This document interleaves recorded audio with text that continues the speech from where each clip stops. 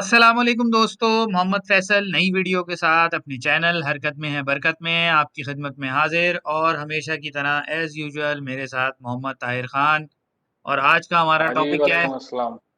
हाँ जी, वालेकुम अस्सलाम। हाइलाइट्स ऑफ लाइफ के साथ हाजिर हूँ और हमेशा की तरह अल्लाह आपको और वो इज्जत बख्शे और आपकी जो उम्र बढ़ाए और आपकी मालूमात में और इजाफा करे। आमीन आमीन।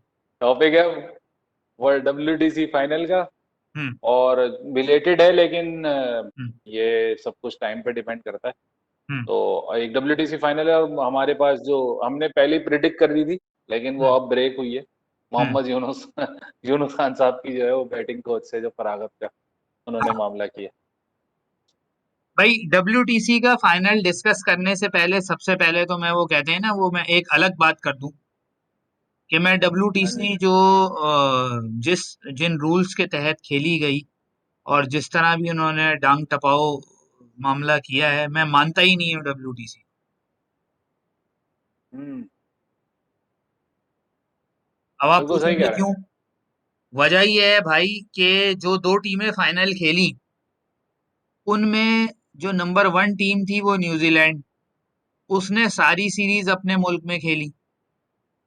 और एक खेली इंडिया ऑस्ट्रेलिया। इंडिया ने एक सीरीज ऑस्ट्रेलिया में खेली। तो कहने का मतलब ये है कि ये लगता है कि वो तो हाँ, तो ICC के, चले आप बात कर लें। आईसीसी ने जो है वो बकायदा, यानी न्यूजीलैंड में शायद टेस्ट क्रिकेट को फरोग देने के लिए उन्होंने ये सारा ड्रामा रचाया कि भाई यहाँ पर लोग टेस्ट क्रिकेट खेलें। और उस चक्कर में उन्होंने जो है वो सारी सीरीज उनको वहाँ लोकल अपने कंडीशंस में करवा दी। वो सारी सीरीज जीत गए। और फिर उसके बाद फाइनल में उन्होंने इंडिया को, बहरहाल कंट्री उनको क्रेडिट है कि उन्होंने मेहनत की और जीते। लेकिन आईसीसी के इस तरह के जो काम है ना, वो उनके अच्छे भले इवेंट्स को भी कंट्रोवर्शियल बना देते हैं, डाउटफुल बना देते हैं। कि अब जो टीमें अपने मुल्क से बाहर सीरीज खेली होंगी, वो तो जाहिर सी बात है होम, और आजकल आपको पता है कि ये होम कंडीशंस वाला मामला जो है ना वो बहुत बायस किस्म का हो गया है। कि हर टीम जो है वो अपने ग्राउंड्स के अपनी कंडीशंस के हिसाब से इतनी बुरी विकेटें बनाती है कि सामने वाली टीम 100 रन ना बना सके।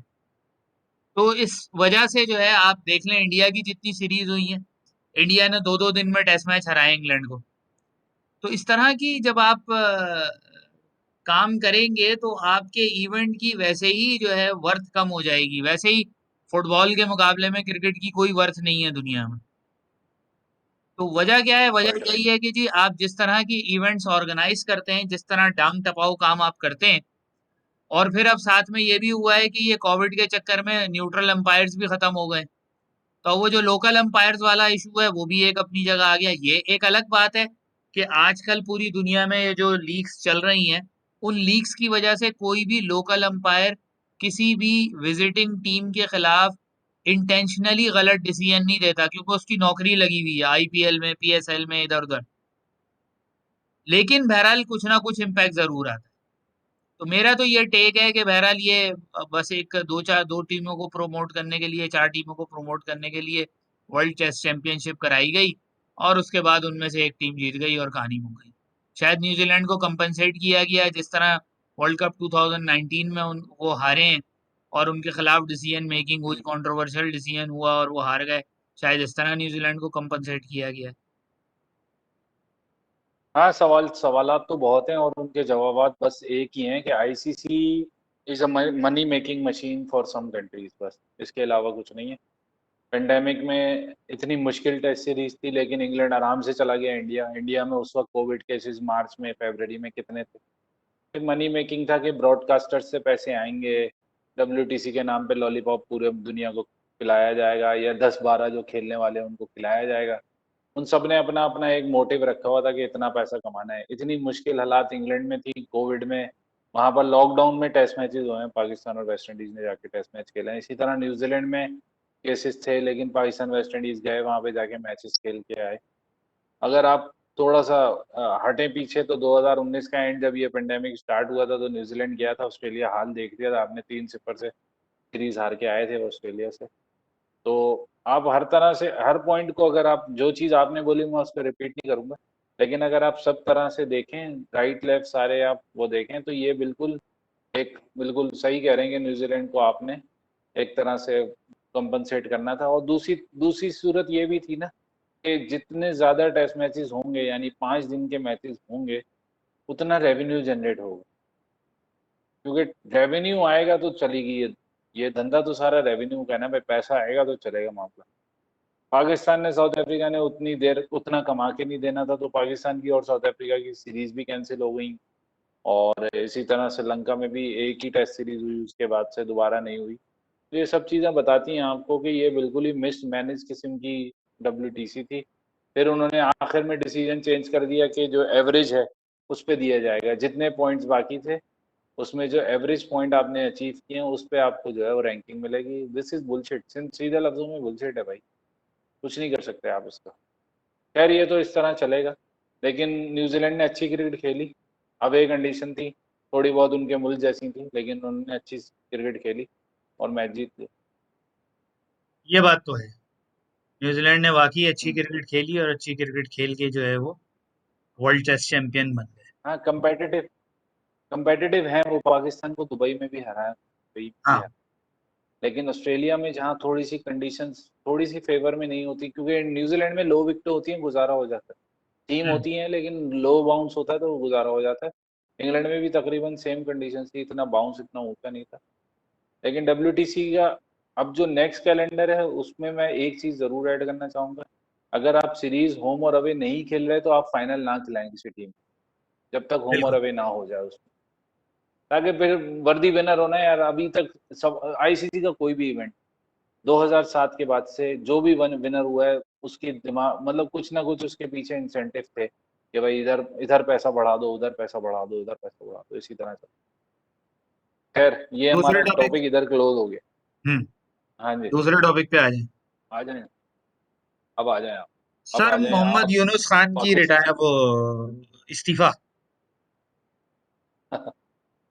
आप देखें, मोहम्मद हफीज के साथ अभी एक रिसेंट केस हुआ, मैंने अभी अभी खबर पढ़ी सुबह में, तो मेरे अच्छा। दिमाग में घूम रहा था कि हम्म। या तो आप लोग मैनेज कर नहीं सकते, या आपको हम्म। मैनेज करना आता नहीं है, या आप मैनेज करना नहीं चाहते। हम्म। इन तीनों में से कौन सी बात? यूनुस खान ने सिर्फ 4 दिन डिले का बोला था कि मैं 23 जुलाई को जो है ना वो कैंप ज्वाइन करूंगा, हम्म। और सॉरी जून को जो है वो कैंप ज्वाइन करूंगा, क्योंकि मुझे डेंटल ट्रीटमेंट कराना है। हम्म। तो मुझे उसके लिए 4 दिन की मोहलत दे दें। खबर मेरे सामने है, अगर आप कहें तो मैं पढ़ के सुना दूं। हाँ बताएं। डेंटल ट्रीटमेंट ने बोर्ड और यूनिस के ताल्लुकात में डेंट डाल दिया। साबिक कप्तान ने 20 के बजाय 23 जून को लाहौर में बायो बबल ज्वाइन करने पर इस्तार किया। इजाजत न मिलने पर नाराज होगा, वसीम खान के समझाने पर कोशिश भी की लेकिन नाकाम रही। बाद में वेस्ट इंडीज जाने की पेशकश पर कहा इंग्लैंड भी जाऊंगा, या फिर इंग्लैंड जाऊंगा या ओहदा छोड़। इसके बाद मामला इस्तीफा पर खत्म हुआ। दूसरी जानिब जराये ने यह भी दावा किया कि साबिक कप्तान ने मुआहदे में यही चीज भी शामिल कराई थी कि वो खुद जब भी चाहें जॉब छोड़ सकते हैं। मिसबाह उल हक के बराबर मुआवजा भी चाहते थे, लेकिन लेकिन बास ऑफिसर को ये भी लगता था कि मुबैना तौर पे वो प्लेइंग 11 के ऐलान से कबल ही प्लेयर्स के नाम अपने मीडिया के बास दोस्तों को बता दें। ये चीज़ें चल रही। 2 साल का मुआहदा था इनका, नवंबर 2022 में ख़त्म होना था, लेकिन उससे पहले ही जो है वो साइड ये में तो हो साल चुका है। भी नहीं हुआ। साल भी नहीं हुआ, और हमने एक वीडियो बनाई थी, याद होगा आपको कि हम्म। इस यूनुस खान की सिलेक्शन कैसी है एज अ बैटिंग कोच। तो उसमें यही चीज़ डिस्कस की थी कि लंबा चलता नज़र नहीं आ रहा ये साथ, हम्म। ये साथ है बरसों का, ये हम्म। साथ है बरसों का। बरसों का नहीं हुआ, ये तो 1 बरस का भी नहीं हुआ भाई। हाँ। इस पर तो वो गाना बनता ही नहीं है, तेरा साथ है कितना प्यारा, कम लगता है जीवन सारा, हाँ, तेरे ये मिलन साथ की तेरा लगन मेरा में मिलेगा, हमें आना पड़ेगा दुनिया में बदतरीन। दोबारा। ये नहीं बनता इस। अब तो दुनिया से ही जाने का टाइम आ गया, अब तो मुझे लग रहा है यही हालात चल रहे हैं सब। यार दिस इज द सिचुएशन कि हमारी मिसमैनेजमेंट कितनी बढ़ गई है हम्म। चीजों में। मतलब हम वन मैन शो में इतना आगे चले गए कि एक हम्म। एक प्रॉफिटेबल ऑर्गेनाइजेशन जो है उसमें हर दूसरे दिन कोई नई कंट्रोवर्सी आती है। यूनुस खान नो डाउट एक अच्छा प्लेयर था, और एक अच्छा टेस्ट टेस्ट प्लेयर था, लेकिन और अच्छा ड्यूरिंग टीचर भी उसके है। प्लेइंग डेज में भी बहुत, हाँ, बहुत कंट्रोवर्सीज रही हैं। लेकिन कंट्रोवर्सीज का जो एक वो था, मतलब एक जो एक न्यूक्लियस होता है, वो जो है वो यही था कि थोड़ा सा बंदा जब ऊपर की तरफ जाता है तो हम्बल होता है, हिंदुस्तान हम्बल तो है, लेकिन आपके साथ साथ जो लोग मैनेजमेंट में हैं उनको भी थोड़ी सी आपको लीनियंसी देनी पड़ती है कि आप थोड़ा सा उनको दे दें मार्जिन। 4 दिन से कोई फर्क नहीं पड़ना, कोई आसमान इधर से उधर नहीं हो जाएगा। या इंग्लैंड में वो 4 दिन अगर नहीं साथ बैठेगा टीम के या क्वारंटाइन नहीं करेगा तो कोई बहुत बड़ा तूफान नहीं आ जाएगा। भाई आप कबीला, लोग ये चीज़ें मैनेज करना सीखें। कबीला, हाँ जी, कबीला, वकार हाँ यूनुस जी, हाँ टीम जी, छोड़ के कभी चले गए कि फैमिली के साथ टाइम गुजारना है, उनको इजाजत मिल गई। हाँ जी, ठीक है जी। हाँ जी। और इसी तरह और लोगों को परमिशंस मिलती रहती हैं। जिसको परमिशन नहीं देनी, उसको एक कत्ल पे भी जो है वो सजा सुना दी जाती है। और जिसको, जो कबीले का है, जिसका ताल्लुक जो है वो एक मखसूस तख्त के साथ है, उसको 100 खून किया, हाँ 1000 जी। खून भी माफ। तो आप ये हमारा देख बहुत लेंगे। बुरा हाल होने वाला है जिस तरह चल रहे हैं ना, बहुत हाँ, बुरा हाल होने वाला मिसबाउल हक किसी कैटेगरी में क्वालिफाई नहीं करते कि वो एज ए हेड कोच काम करें। एक लेवल 1 का कोर्स भी नहीं है उनके पास, और वो हेड कोच बने हुए हैं पूरे इख्तियारात के साथ।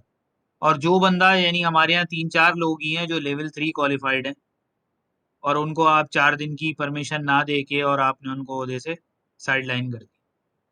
यार ये सब वजह पता है क्या है? अगर काबिलियत वाला बंदा आ जाएगा ना तो वो डिसीजंस लेगा। ये लोग डिसीजंस नहीं देते, ये लोग हाँ करते हैं, जी सर, यस सर, हुँ, जी सर, यस सर, आपने कह दिया ना सर, हो जाएगा सर, कोई मसला नहीं। काबिलियत वाला बंदा आएगा तो वो डिसीजन अपने ऊपर रहेगा, वो जिम्मेदारी लेगा गलती फेलियर की हुँ, और सक्सेस की। ये लोग फेलियर भी अपने पास नहीं रखना चाहते, सक्सेस के तो ये सब बाप हैं। हुँ, जरा सी कोई चीज कामयाब हो जाए, अभी पीएसएल खत्म हुआ है लेकिन बाप बने में अबू धाबी में 4 गुना खर्चा करके इन्होंने वो कराया है हुँ। पीएसएल के पैकेज। बाप है उसके। चलें जी खैर, भाई, फिर हम यही कह सकते हैं, हाँ जी, रिप पाकिस्तान क्रिकेट। आ रहा है भी यहाँ। प्रॉब्लम तो और बढ़ रही है, कम नहीं हो रही। हाँ, चलें यहीं तक रखते हैं इस वीडियो को। नई वीडियो में हाँ फिर जी, हाज़िर हाँ होंगे जी। इंशाल्लाह। तब तक के लिए अल्लाह हाफ़िज़। ओके।